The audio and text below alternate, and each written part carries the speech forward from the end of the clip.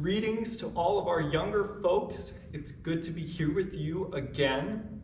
Today is a day that we call Maundy Thursday, which is a fancy church way of saying that it's time for the next chapter in Jesus' story towards Easter. And so today we're going to be reading a couple more pieces from Easter love letters from God. And the first one has to do with the washing of feet, something that you might have seen before or remembered us doing here at church. So this chapter is called What Love Looks Like. The disciples were excited. Jesus had invited them to a secret supper.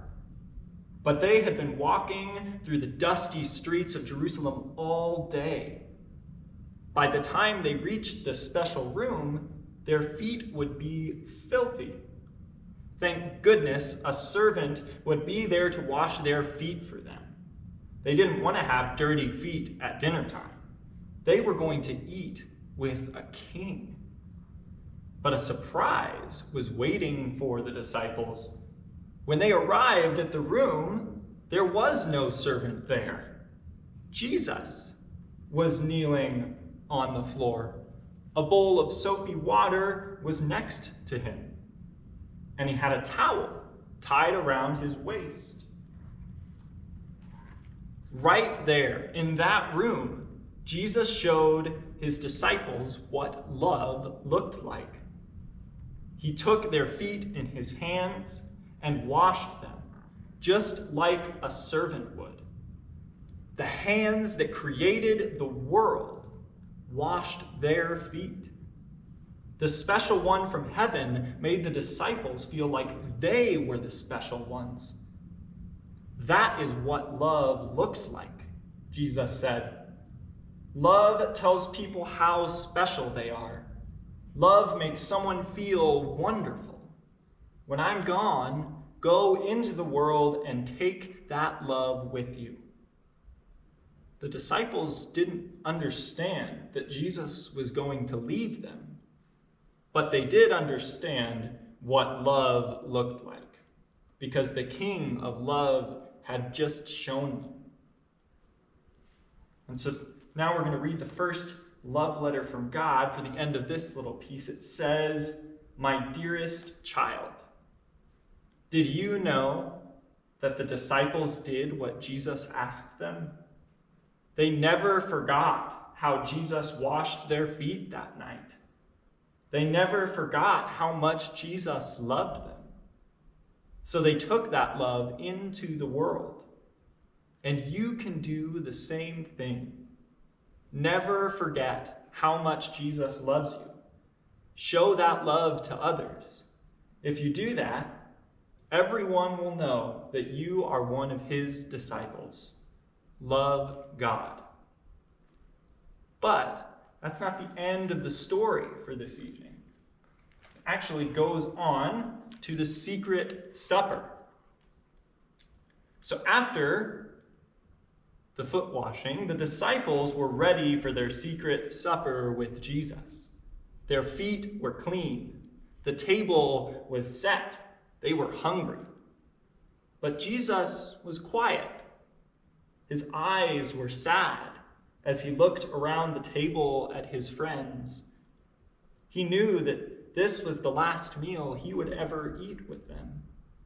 Jesus picked up a loaf of bread and broke it. The disciples watched as the crumbs fell to the table.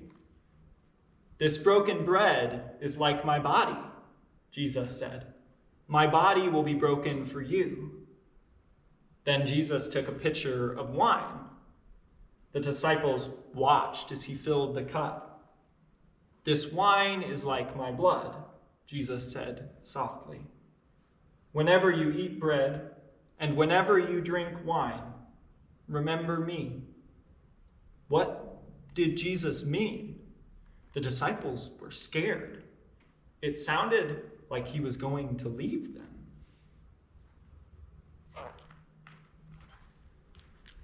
"Don't let your hearts be troubled," Jesus said.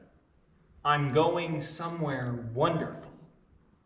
You can't come with me yet, but one day I will come back and take you there. It's a beautiful, happy place with lots of rooms. It's a home that's big enough for everyone, and I'm going to get it ready for you." The disciples were still worried. How would they know to get to this special place? But Jesus told them, "I am the way."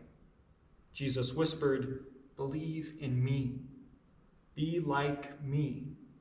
Live like me. Love like me. Because I am the way to heaven." So we're going to read our second and final love letter from God this evening. Dear child of mine, close your eyes.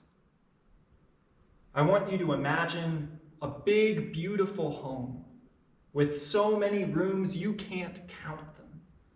Imagine every room is filled with love, laughter, and happiness.